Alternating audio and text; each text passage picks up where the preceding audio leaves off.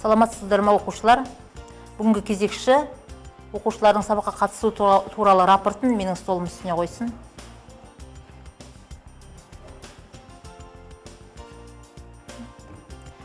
Оқушылар, өткен сабақтың тақырыбы бойынша біз қандай тақырып өтіп едік? Машина және қол тігістерін қолдану олардың түрлері. Және олардың түрлері туралы. Үй тапсырмасын пысықтау мақсатында біз көшбасшы ойыны бойынша үй тапсырмасы сұралады. Әр ұяшыққа тараулар бойынша сұрақтар қойылған.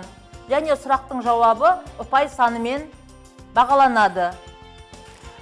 Үй тапсырмасы бойынша қол тігістері мен машина тігістерінің бойынша пысықтау сұрақтары тақырып бойынша ұяшықты таңдап сұраққа жауап береді. Қол ине шаншымдары мен тігістері ұяшықта берілген сұрақтардың жауаптарын ұяшықты ашамыз, сосын ол сұраққа жауап береміз. Бірінші қол ине шаншымдары мен тігістері, екінші машина ине шаншымдары мен тігістері, үшінші жалпы сұрақтар. Қол ине шаншымдары мен тігістері 20-шы ұяшық. Қол ине шаншымдары мен тігістерінің түрлері. Қол ине шаншымдары мен тігістерінің түрлері ол 5-ке бөлінеді. Арнайы, сосын тіке, қиғаш, ілінген және арнайы. Болды. Енді келесі.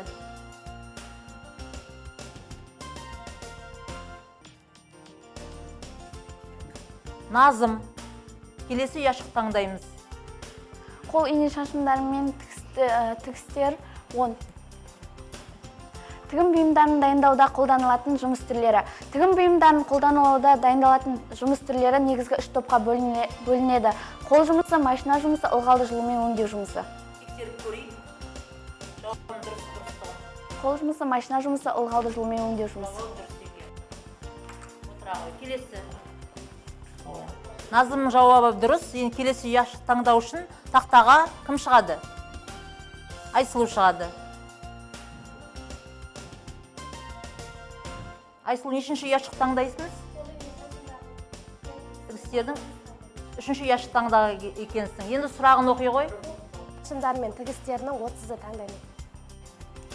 Оның сұрақтары қол ине шаншымдары мен тігістерінің қолданылуы өңдеуге, жаттыруге, түймелік торлауда және түйме қадауда және тағы басқа да қолданылады. Жауабын тексеріп. Киім бөлшектерін өңдеуге, біріктіруге, түймелік торлауда, түйме қадауда және тағы басқа да қолданылады. Оқушылар, өткен тарау бойынша бақылау сұрақтарын беріп, жауаптарын алдық. Енді бүгінгі біздің сабағымыздың тақырыбы жаңа құрал жабдықтармен, жаңа тігін машиналарымен қазақтың ұлттық ою өрнегі арқылы бұйымды безендіру.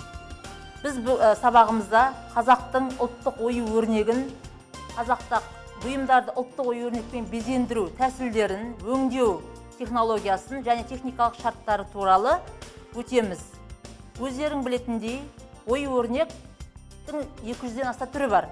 Және оларды топтап 4 үлкен топқа бөлуге болады.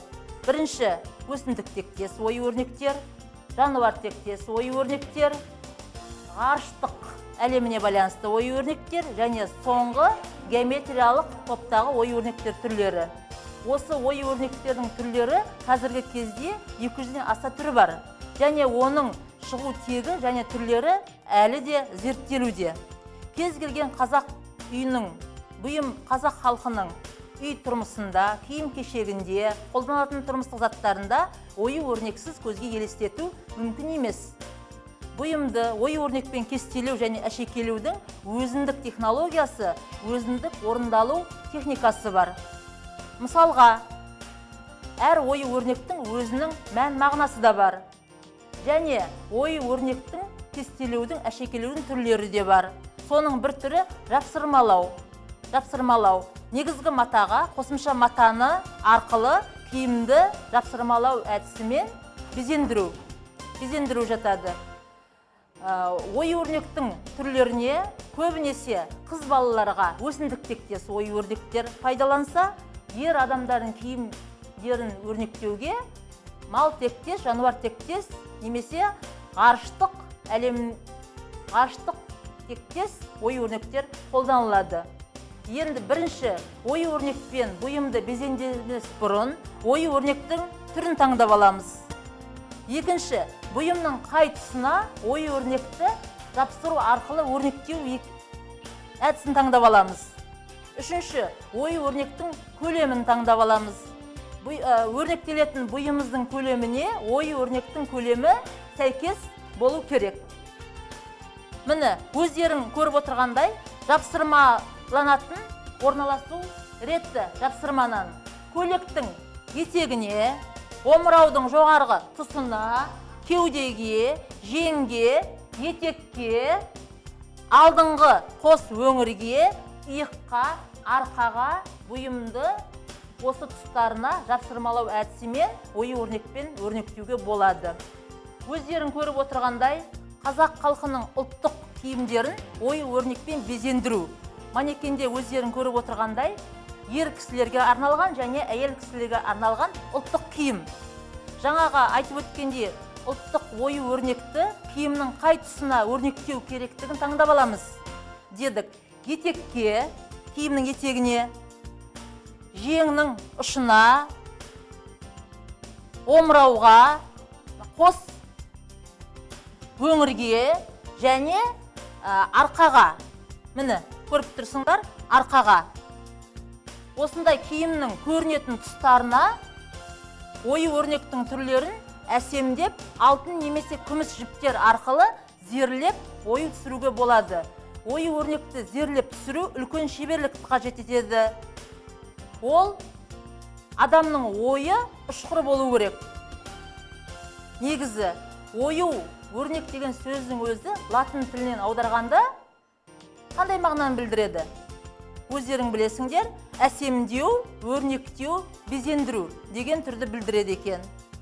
Ою өрнек түрі 4 түрге бөлінеді: өсімдік тектес өрнектер, жануар тектес өрнектер, геометриялық фигуралар тектес өрнектер және ғарыш әлеміне байланысты өрнектер тобы бөлінеді екен. Енді осы ою өрнек түрлерінен жасалған бүктеме қағазды көрейік.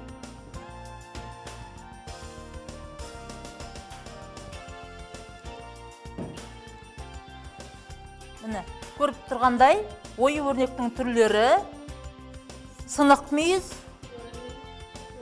төрт құлақ, өркеш мүйіз, қос қанат және жапырақ. Бұл ою өрнектің кейбір түрлері. Ою өрнек түрлерін енді интерактив тақтадан да түрлерін көріп жіберейік. Геометриялық фигуралар тектес өрнектер түрлері өздерін көріп отырғандай ирек, балдақ, сүйір, төрткүл, қармақ, тарақ, шынжара және тағы басқа ою түрлері бар екен. Осы ою өрнек түрлері геометриялық фигуралар тектес ою өрнектер түрлеріне жатады. Ғарыш әлеміне байланысты ою өрнектер түрлері, солардың кейбір түрлеріне тоқталып өтетін болсақ, жұлдыз, шеңбер, шимай, айшық, төрт құлақ, бітпес, шұғыла деген ою өрнектің түрлерін тақтадан көріп отырмыз. Ою өрнектің қолданылуы, өзім жаңа сабақтың басында айтып кеткендей, киім-кешектерде, тұрмыстық заттарда қолданылады екен. Әр ою өрнектің өзінің бір мағынасы болады. Қолданылуы үй жиһаздарында, өндірісте, ыдыс-аяқтарда, ғимараттарда, киім-кешектерде, киіз үйлерде, зергерлік бұйымдарда, музыкалық аспаптарда ою өрнектің қолданылуы кездеседі екен. Келесі, оюлармен өрнектелген қазақтың үйлері. Балалар, қараңдаршы міне. Қандай әдемі қазақтың қара үйі дейміз ғой. Ақ үйі ою өрнекпен өрнектеліп жасалған. Өрнектелген ақ киіз үй, өрнектелген мерекелік ақ киіз үй. Көбінесе қара үйді, немесе текеметті, тұс киізді өрнектегенге мүйіз тектес ою өрнектер қолданылады. Мүйіз тектес ою өрнектерге қошқар мүйіз, сынық мүйіз, арқар мүйіз, қос мүйіз және тағы да өрнектер жатады. Қазіргі заманда оюлармен өрнектеу әдісін сән әлемінде де дизайнерлер киім бөлшектерін әсемдеуге қолданылады екен. Енді ою өрнек шеберлік өнер туралы мақал-мәтелдер қазақ халқында өте көп. Мысалға, өнер сыры өрнекте, ойы ойғанның ойы ұшқыр, ойы ойған сызуда сызады, оюы көптің өрнегі көп, өрнегі көптің ермегі көп. Өнерсізден құт қашады деген қазақ халқының нақыл сөздері бар. Тігін бұйымдарын дайындауда, жобалауда және оны өңдеуде, әшекейлеуде қазіргі заманауи үлгідегі жабдықталған тігін машиналары қолданылады. Және сол жабдықтардың бірнешеуінің түрімен қазір біз таныс болайық. Міне өздерің көріп отырғандай, қазіргі заманғы компьютерлеген тігін машинасының мүмкіндіктері, қандай тігістің түрлерін, кестенің түрлерін машинаның жадында сақталу арқылы бұйымды безендіруге болады. Сұйық кристалды дисплейлері бар бұл компьютерленген тігін машиналарында, және сол дисплейдің бойында біз тігіс түрін таңдаймыз, немесе әшекей түрін таңдаймыз. Оны компьютерге қосу арқылы машинаны іске қосып, біз кез келген бұйымның таңдаған тұсын әшекейлеп безендіреміз. Машинаны сабақтау процесі жеңілдетілген, сенсорлы дисплеймен жабдықталған. Бұл кестелеу машинасы кез келген тігін шеберханасында немесе тұрмыста пайдалануға болады. Міне, осындай тігін машиналарының түрлері бізде өте көп. Енді бүгінгі сабағымызды бекіту және қорыту мақсатында біз алтын орда сұрақтарын қоямыз. Алтын орда тас қақпаның сұрағы: жасырба өрнектер киімнің қай тұсында орналастырылады? Кім айтады? Назерке айта ғой. Кеудеге, жеңге, етекке және арқаға. Дұрыс айтады. Киімнің осы тұстарын біз ою-өрнекпен безендіру арқылы әсемде сәнді киім үлгілерін алады екенбіз. Енді практикалық түрде сабақты бекіту мақсатында осы заманауи үлгідегі компьютерленген тігін машиналары біздің да өндіріс шеберханамызға келді. Енді осы тігін машинасында ою-өрнектің түрін таңдау және тігісті жүргізу үшін тақтаға кім шығады? Назерке. Бұл тігін машинасы жаном машинасы деп аталады. Жаном машинасы жаңа технологиямен дайындалған және жүзге жоқ өрнектер мен тігістер тігеді. Ол үшін бізге мод кнопкасын басамыз. Ол үшке бөлінеді және бұл машина жарықтандырылған. Мод бізге жарығын қосып жіберейік. Бізге бүгінгі керек ирек тігіс. Ол үшін біз мод 2 және 0 цифрын басамыз. Сол кезде біздің сұйық кристалды дисплейде нешінші номерлі тігістің түрі шықты? Номері 08-ші ирек тігістің схемасы шықты. Енді біз компьютердің жадына, машинаның жадына осы 08 тігісті енгізіп қойдық. Енді осы 08 ирек тігісті ине шаншымен біз кестелеуді бастаймыз. Сонда мына машинаның кәдімгі тігін машинасының айырмашылығы жарықтанған, тігіс түрін таңдау және оны машинаның жадына сақтау арқылы тігіс тігуге болады екен. Болды, отыра ғой. Сонымен бүгінгі біздің сабағымыздың тақырыбы бойынша жаңа құрал-жабдықтарды пайдалана отырып қазақ халқының бұйымдарын ою-өрнекпен өрнектеу, үйге тапсырма, ою-өрнектер туралы реферат дайындау және шай құрақ көрпешеге қазақтың ұлттық ою-өрнегі безендіру арқылы өндіріс сабақта бұйым дайындау. Маған қоятын сұрақтарың бар ма? Жаңа тақырып бойынша сұрақ болмаса, сабағымыз аяқталды. Саламатсыздар ма оқушылар? Бүгінгі сабағымыздың тақырыбы жаңа құрал-жабдықтарды пайдалана отырып қазақ халқының ою-өрнектерін өңдеу. Сіздер білесіздер, технология сабағында үйге берілген тапсырма шай көрпешені өңдеу болатын тұғын. Сол шай көрпешені бүгінгі шеберхана мүмкіндіктерін пайдалана отырып, осы жерде өңдеп өз қолымызбен дайындаймыз. Көрпешеге мынадай оюларды салып, өңдеп дайындаймыз. Бүгінгі сабағымыздың мақсаты осы. Бұл көрпешені қалай дайындаймыз? Бүгінгі сабаққа мен дайындап әкелген маталарымды қызыл және сары барқыт маталары. Көрпешенің міндетті түрде астарлығы болады. Астарлыққа алынған мата шай материалынан алдық. Егер үй тұрмысында матамыз жұқа болған жағдайда, матаны қатыру үшін біз желімді қатырмадан пайдаланамыз. Бұл желімді қатырмада алдарыңызда тұр. Қазақ халқында ою-өрнектердің 200-ден астам түрі бар екен. Бағана айтқанымыздай, мына қызыл барқыттан 50-50 етіп 4 бөлікке бөліп аламыз. Қазір матаның ені 1-50 болғандықтан, бұл жерде бір көрпеше емес, 3 көрпеше шығайын деп тұр. Бұл бізге үнемділік.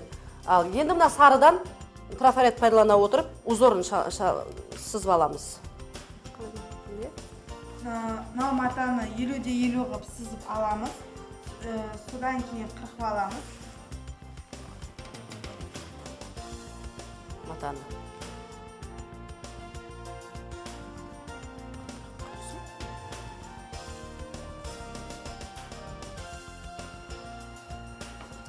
Және осыны 3 бөлікке бөліп аламыз. Жанынан 3 бөлікке бөліп аламыз.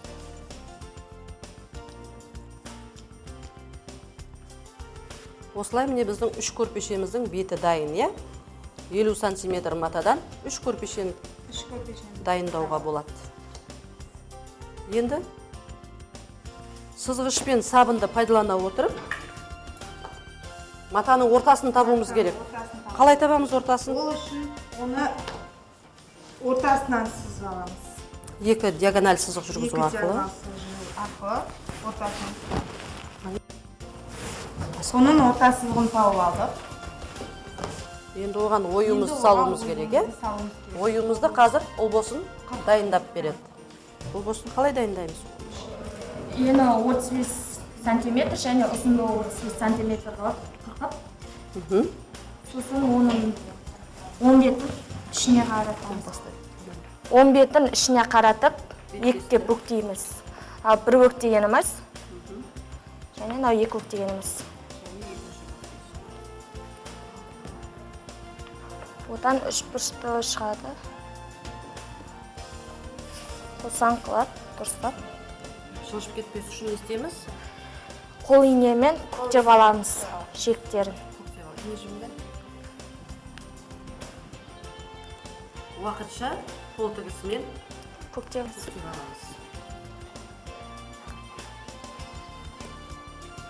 Енді осы сары матамызға трафаретті пайдалана отырып, қазақша оюдың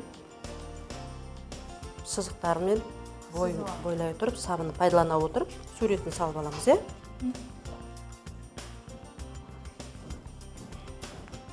Енді осы сабынның ізімен қуалай отырып, қайшымен қырқып аламыз.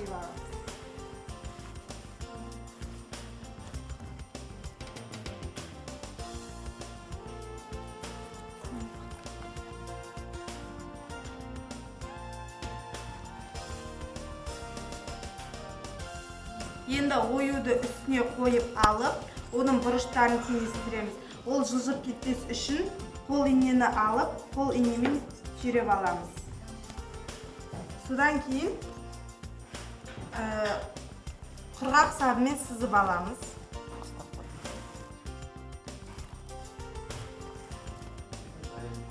Енді бұны ине жіппен көктеп аламыз. Жаңа көріп отырғанда, жаңа бір узорымыздың ішінен 2 ою шықты, ешқандай қалдықсыз. Біріншісін ұлбосын тігіп атыр, екіншісін перизат тігіп атыр.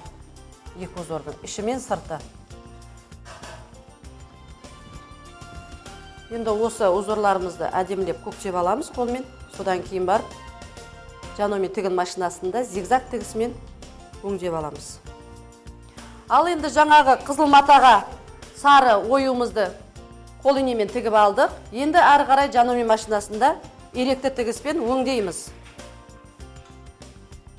Өңдеуді бізге Назерке өзі орындап береді.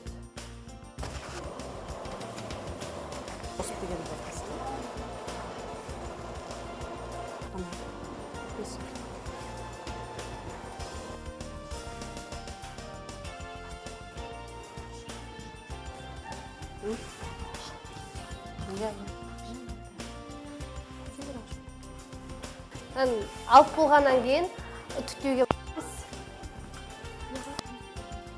міне теріс бетінен суды бүркіп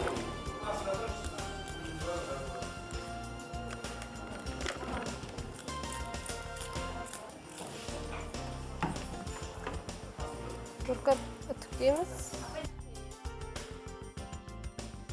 Тігістің басында және аяғында қайтарма тігісті ұмытып кетпейміз. Машинканы қос.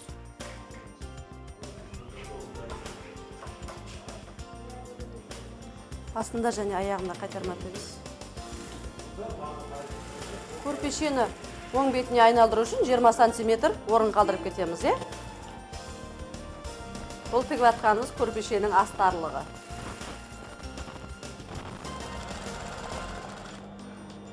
Ал енді жаңағы қалдырып кеткен 20 сантиметр орнымыздан көрпешемізді оң бетіне айналдырамыз. Оң бетіне айналдырып, төрт бұрышын инемен ұштап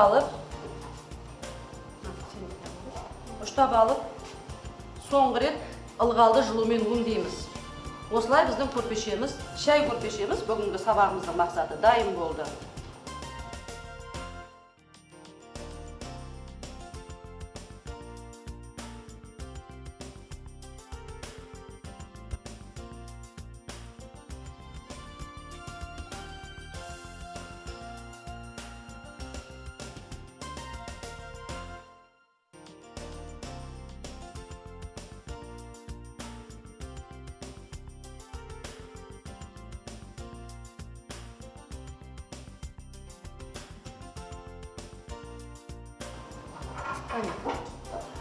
Салтанаттың дайындаған көрпешесі міне ападем болып дайын болды.